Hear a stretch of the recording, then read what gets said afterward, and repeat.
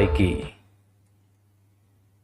तंत्र साधना में साधकों के द्वारा जब मंत्रों का जप किया जाता है तो उसमें सबसे अनिवार्य जो उसका अंग है वह है न्यास करना। विनियोग न्यास ध्यान का बहुत ही अधिक महत्व तंत्र साधना में बताया गया है।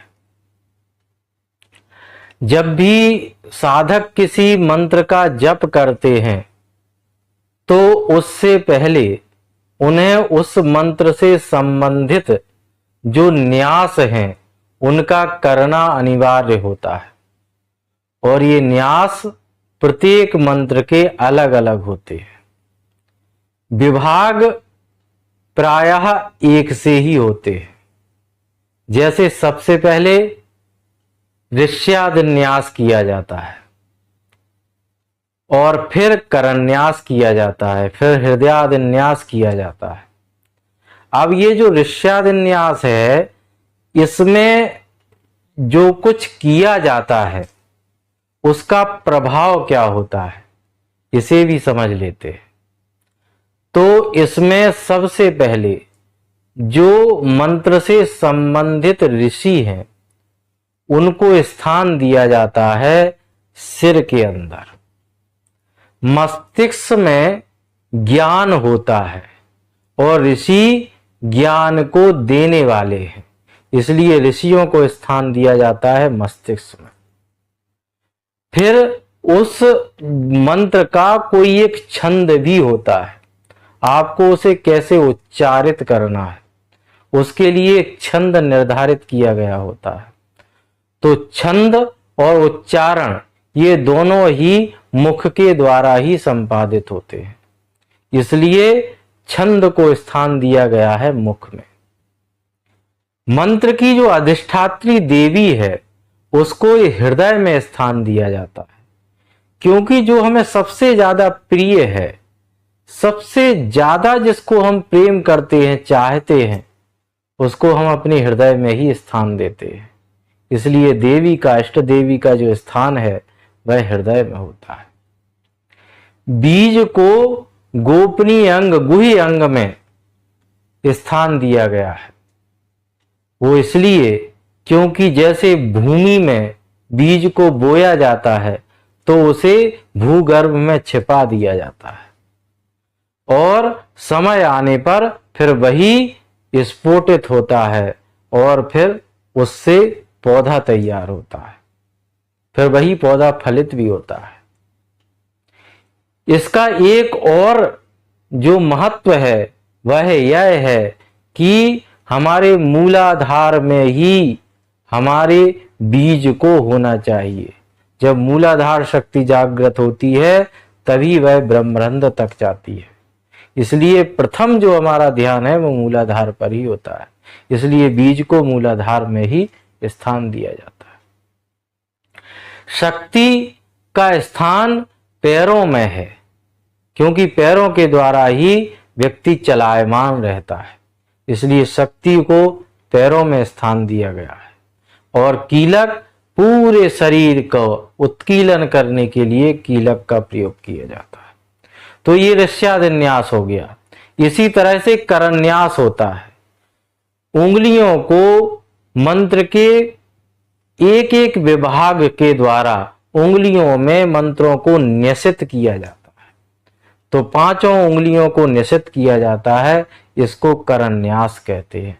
और हथेलियों को आगे पीछे से भी निश्चित करने की धारणा की जाती है। इसके बाद फिर हृदयान्यास आता है। इसमें हृदय, सिर, शिखा, कवच, नेत्र और अस्त्र मंत्र का प्रयोग करते हैं और उससे पूरे शरीर को संरक्षित करते हैं, दैवीय भाव से युक्त करते हैं, भावना करते हैं। तो यह जो न्यास हैं ये तो सभी मंत्रों के साथ करने अनिवार्य होते हैं। अब यह जान लेते हैं कि न्यास किए क्यों जाते हैं, क्यों जरूरी है न्यास करना।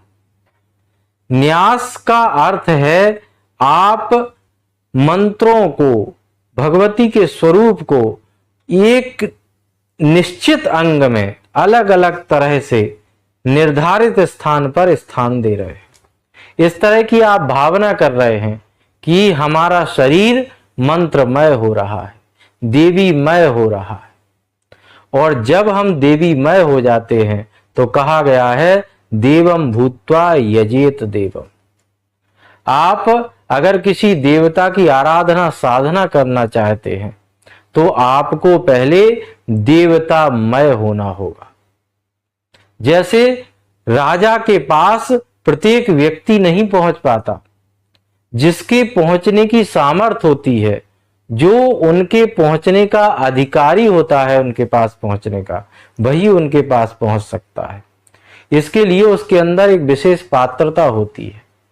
उसी तरह से जब हम देवताओं का साधन करते हैं, देवताओं की साधना करते हैं, देवी की साधना करते हैं, तो उसके लिए हमें पात्र होना होता है, मंत्रमय होना होता है, देवीमय होना होता है। और इसी पूरी प्रक्रिया को जब हम करते हैं तो इसे न्यास विधान कहते हैं। अब यह समझ लेते हैं कि यह न्यास विधान आखिर होता कितने प्रकार का है। तो पहले तो मंत्र न्यास, मंत्र के जो 3 न्यास प्रायः किए जाते हैं, जो हमने आपको बताया ये होते हैं। उसके बाद होता है मातृकान्यास। जो मातृकाक्षर हैं, जो भी वांग्मय स्वरूप है भगवती का, जो भी व्यक्त होता है वाणी से, वो सभी अक्षरों से निर्मित होता है, वर्णों से निर्मित होता है। और प्रत्येक वर्ण को तंत्र मार्ग में मंत्र की संज्ञा दी गई है और उन्हीं सभी को कहते हैं मातृकान्यास। हमारे शरीर के अलग अलग अंगों में अलग अलग मातृका बीज मंत्रों को न्यसित किया जाता है, न्यास करने की भावना की जाती है, स्थान दिया जाता है। और इस पूरी न्यास प्रक्रिया को कहा जाता है मातृकान्यास।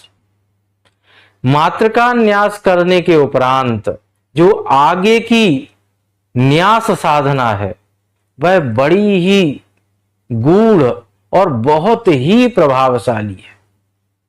ये मानव को महामानव तो क्या बल्कि देवता स्वरूप बनाने वाली सारी साधना एक तरफ, और न्यास की जो साधना है, अगर वह साधना ही साधक पूर्ण मनोयोग से कर लेते हैं तो वे अपने विराट स्वरूप को ज्ञात कर सकते हैं, वे विराट स्वरूपमय हो सकते हैं। और इसीलिए इस न्यास साधना का बड़ा ही महत्व बताया गया है। यह एक प्रकार की शारीरिक और मानसिक चिकित्सा तो है ही, साथ ही दैवीय भाव को भी जन्म देने वाली है। तो इसके 2 विभाग हैं। एक है लघु सोढ़ान न्यास। इस लघु सोढ़ान न्यास को करते हैं तो इसमें कई तरह के विभाग हैं। जैसे सबसे पहले गणेशन न्यास किया जाता है। जैसे किसी भी कार्य को, किसी भी साधना को जब हम प्रारंभ करते हैं तो भगवान गणेश का स्मरण करते हैं, उसी तरह से इस न्यास को प्रारंभ करने के लिए सबसे पहले गणेशन न्यास किया जाता है। गणपति के अलग अलग स्वरूपों को स्थान दिया जाता है। फिर ग्रहण न्यास किया जाता है। जो 9 ग्रह हैं, सूर्य, चंद्रमा, मंगल, बुध, गुरु, शुक्र, शनि, इन 9 ग्रहों को आप अलग अलग स्थान अपने शरीर में देते हैं। इन सभी के स्थान निर्धारित हैं। उन्हीं स्थानों पर इन 9 ग्रहों को स्थान दिया जाता है न्यास के माध्यम से। तो ये ग्रहण न्यास होता है। फिर नक्षत्र न्यास किया जाता है। जितने भी नक्षत्र हैं उन सभी को आप अपने शरीर में एक स्थान देते हैं। उनके द्वारा अपनी उनकी जो ऊर्जा है उसको आप अपने अंदर सोखते हैं, उसको प्राप्त करते हैं। तो ये नक्षत्र न्यास करते हैं। फिर योगिनी न्यास होते हैं। योगिनियों को भी आप अपने शरीर में स्थान देते हैं। फिर राशि न्यास होते हैं। जो 12 राशियां हैं उन सभी को भी आप अलग अलग अपने शरीर में स्थान देते हैं। फिर आपको करने होते हैं पीठन न्यास। ये पीठन न्यास बड़े दिव्य हैं। जितनी भी पीठें हैं जो विशेष पीठें मानी गई हैं, उन सभी को भी आप अपने शरीर में स्थान देते हैं। और इतना सब करने के उपरांत लघु सोढ़ान न्यास पूर्ण हो जाते हैं। उसके बाद जो न्यास किए जाते हैं वे होते हैं महासोढ़ान न्यास। इनका बड़ा ही प्रभाव है। आपके शरीर में 6 चक्र बताए गए, जिन्हें हम षड चक्र कहते हैं, जो मूलाधार से लेकर ब्रह्मरंध्र तक बताए गए। इसी को कुंडलिनी जागरण कहा गया है। उन सभी चक्रों को जागृत किया जाता है। उन सभी चक्रों में अलग अलग मंत्रों के द्वारा उनको न्यास किया जाता है, उनमें प्रतिष्ठा की जाती है दैवीय भाव की, उन्हें जागृत करने का प्रयास किया जाता है। और इसको कर लेने के उपरांत फिर प्रपंचन न्यास किया जाता है। ये जो जगत प्रपंच है, इस जगत प्रपंच को जिसने रचा है, जो माया है, जो भगवती है, जो महामाया है, उसके पूरे स्वरूप को आप अपने शरीर में स्थान देते हैं। जिसमें श्री है, माया है, कमला है, ऐसे जो भगवती के नाम है, उन सभी को अलग अलग तरीके से आप अपने अलग अलग शरीर के अंगों में स्थान देते हैं। फिर आपको करने होते हैं भुवनन न्यास। जितने भी लोक बताए गए हैं, अतल वितल इत्यादि जितने भी लोक हैं, उन सभी लोगों को आपको अपने शरीर में स्थान देना होता है। फिर मूर्ति न्यास किए जाते हैं। केशव, नारायण इत्यादि जो देवता हैं, जो देव हैं, उन सभी को भी आपको अपने शरीर में स्थान देना होता है। फिर मंत्र न्यास किए जाते हैं। जो महामंत्र है भगवती का, जिसके 16 कूट है, उन 16 कूटों को भी आपको अपने शरीर में स्थान देना होता है। और फिर देवतान न्यास किया जाता है। आप देवतामय हो जाते हैं, देवीमय हो जाते हैं। आप एक विराट स्वरूप को प्राप्त कर लेते हैं। अब प्रश्न यह उठता है कि इतनी बड़ी ये व्यापक न्यास साधना करने का प्रत्यक्ष लाभ क्या है? तो प्रत्यक्ष लाभ इसका ये है कि आप जब इस पूरी ध्यान साधना को, इस पूरी न्यास साधना को विधिवत संपादित करते हैं, विधिवत करते हैं और करते रहते हैं, तो आप दैवीय भाव से युक्त हो जाते हैं। आपके अंदर दैवीय भाव जागृत होने लगता है। आप में और आपके इष्ट देवी में कोई अंतर विशेष नहीं रह जाता। आपने देखा होगा कुछ विशिष्ट ऐसे भी व्यक्ति, ऐसे भी युग पुरुष, महापुरुष हुए हैं जो अपने आराध्य देव की साधना जिन्होंने इतनी की है कि वे उनके गुण उस साधक में भी दिखाई देने लगे। तो ऐसे ही इष्ट देवी का और आपका एकत्व हो जाता है। ये न्यास साधना का प्रभाव होता है। और इस तरह की भावना जब आप निरंतर करते रहते हैं, तभी यह संभव हो पाता है। अब यह प्रश्न आता है कि क्या भावना या विचार मात्र से शरीर के अंदर इस तरह का दैवीय भाव या दिव्यता को जागृत किया जा सकता है? क्या मात्र विचार कर लेने से ही सब कुछ हो जाता है? तो इसके लिए आपको यह याद रखना चाहिए कि जब आप किसी भी विषय का चिंतन करते हैं, तो फिर आपकी क्रियाएं भी उसी तरह से ही होने लगती। जैसे आप लंबे समय तक अगर काम वासना का चिंतन करते हैं, तो भले ही आप रति क्रीड़ा में संलग्न ना हो, लेकिन आप पूर्ण रूपेण मानसिक और शारीरिक रूप से उसी परिस्थिति में स्वयं को पाते हैं। आप निरंतर उसी के चिंतन में संलग्न होने के कारण वैसे ही प्रभाव अपने मन मस्तिष्क में पाते।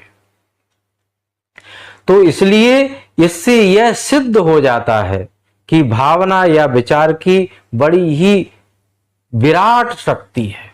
भावना जब हम करते हैं किसी मूर्ति में, तो हम उसे देवीमय बना देते हैं, देवी बना देते हैं, देवता का स्वरूप दे देते हैं, उसमें दैवीय भाव उत्पन्न हो जाते हैं। इसलिए भावना का, विचारों का बड़ा प्रभाव होता है। न्यास विधि के माध्यम से ये साधना सभी को करना चाहिए। अगर किसी को ग्रहों से संबंधित समस्याएं हैं तो वो जब ग्रहण न्यास करते हैं, जब राशि न्यास करते हैं, जब नक्षत्र न्यास करते हैं और दैवीय भाव को प्राप्त होते हैं तो ग्रहों की से संबंधित समस्याओं से मुक्त हो जाते हैं। सारे ग्रह उनके अंदर हैं। कहा गया है यह ब्रह्मांडे सह पिंडे, ब्रह्मांड में ही सारे ग्रह नक्षत्र हैं। और जब साधक अपने अंदर उनको स्थान दे देता है तो जितनी भी शक्ति ब्रह्मांड में है वो सभी साधक के अंदर आ जाती है। इसलिए प्रत्येक साधक को ये नक्षत्र साधना करना ही चाहिए, ग्रहों की साधना करना ही चाहिए, न्यास की साधना करना ही चाहिए। यह एक प्रकार की मानसिक और शारीरिक चिकित्सा भी है। जब आप मन मस्तिष्क से दिव्य भाव से युक्त हो जाते हैं, विकारों से मुक्त हो जाते हैं, आपका मन मस्तिष्क विषैले तत्वों से मुक्त हो जाता है, विषाक्त नहीं रहता, तो शरीर भी विषाक्त नहीं रहता, उसके द्वारा भी दिव्य कर्म होने लगता है। इसलिए यह सभी को करना चाहिए। यहां पर एक संदेह है, कुछ साधक और भी करते हैं। कुछ साधकों का इस तरह का मानना होता है और बहुत सी जगह यह नियम प्रचलित भी है कि स्त्रियों को न्यास नहीं करने दिया जाता। बहुत सी जगहों पर स्त्रियां न्यास नहीं करती। इसके पीछे क्या कारण है? तो स्त्रियों को हमारे तंत्र मार्ग में साक्षात भगवती का स्वरूप माना गया है। और जो स्वयं भगवती का स्वरूप है, जो स्वयं शक्ति है, जो जागृत शक्ति है, जो जीवंत शक्ति है, उसे किसी भी तरह के न्यास करने की क्या आवश्यकता है। परंतु इसमें इतना विवेक रखना चाहिए कि स्त्रियां यदि सदाचारी हो, सदाचरण करती हों, साधिकाएं हों, दिव्य भाव से युक्त हों, तो उन्हें न्यास करने की कोई आवश्यकता नहीं। लेकिन अगर उनमें किसी दुर्भाग्य के कारण कुछ असाधारण चीजें आ जाएं, कुछ असाधारण विषाक्त पदार्थ आ जाए, मन मस्तिष्क विषाक्त हो जाए, दुराचरण से वो सभी ग्रस्त हो जाएं, तो ऐसी स्थिति में उन्हें यह न्यास साधना अवश्य करनी चाहिए। यह बड़ी ही महत्वपूर्ण साधना है। कुलार्णव तंत्र में इसके लिए कहा गया है एवं न्यासे कृते देवी साक्षात पर शिवो भवेत। इस पूरी न्यास साधना को जो साधक करते हैं वे साक्षात पर शिव के समान है, साक्षात पर शिव के जैसे होते हैं। और भी कहा गया है देवास सर्वे नमस्यन्ति तम नमामि न संशया। सभी देवता उनको नमस्कार करते हैं, इसमें कोई संशय नहीं करना चाहिए। और आप तो जानते ही हैं, प्रायः आपने सुना ही होगा कि जब भगवान श्री कृष्ण ने अपने विराट स्वरूप को प्रस्तुत किया तो सभी देवता उनकी स्तुति गान करने लगे। इसी तरह से जब साधक अपने इस पूरे विराट स्वरूप का ध्यान करता है इस माध्यम से, तो देवता तो स्तुति करेंगे ही, किंतु इसमें अहंकार नहीं होना चाहिए। भगवती के चरणों में समर्पित होकर के, श्री गुरु चरणों में समर्पित होकर के इस पूरी साधना को पूर्ण श्रद्धा, विश्वास और धैर्य के साथ निरंतर करते रहने चाहिए।